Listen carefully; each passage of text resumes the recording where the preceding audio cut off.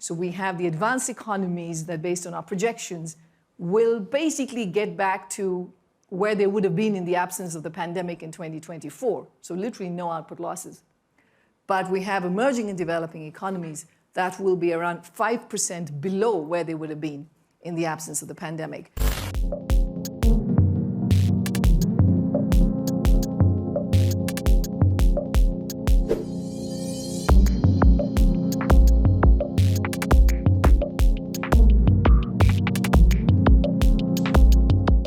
The war in Ukraine has been a major setback to the global recovery.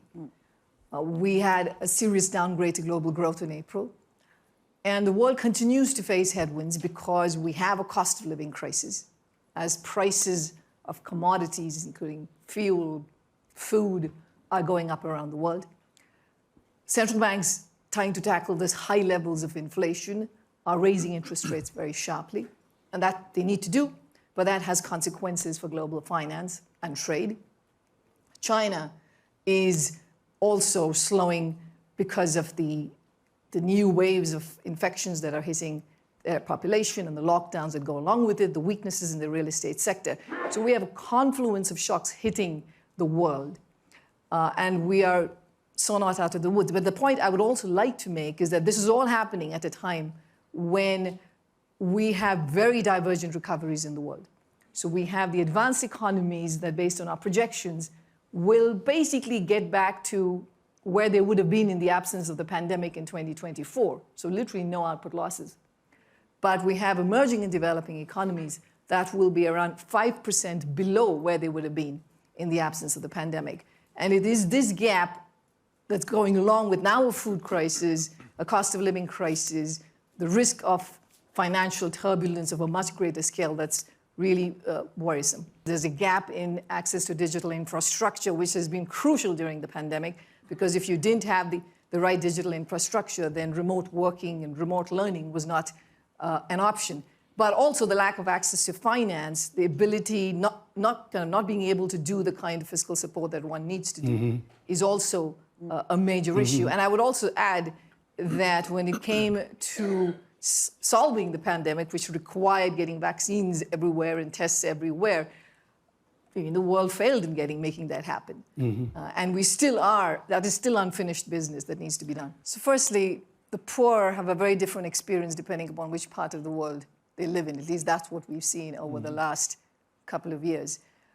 In the advanced economies, they've received a lot of support from the governments in terms of cash transfers, being able to keep up their spending. So in fact, if you look at where real wages are actually going up in the US, it is in the bottommost income decile, where you've seen the most increase in real wage growth. And it's in the other upper deciles where you've actually seen the decline. But in emerging and developing economies, on the other hand, where governments weren't able to provide the kind of response at the scale that the advanced economies did, it's been particularly tough. We know that there are 75 million more people in extreme poverty in 2021 because of the pandemic. So it varies depending upon the part of the world that you live in. I've heard people worry about the fact that, well, wages going up is a problem because that can feed into inflation. Let's just be very clear. Prices going up are what's inflation.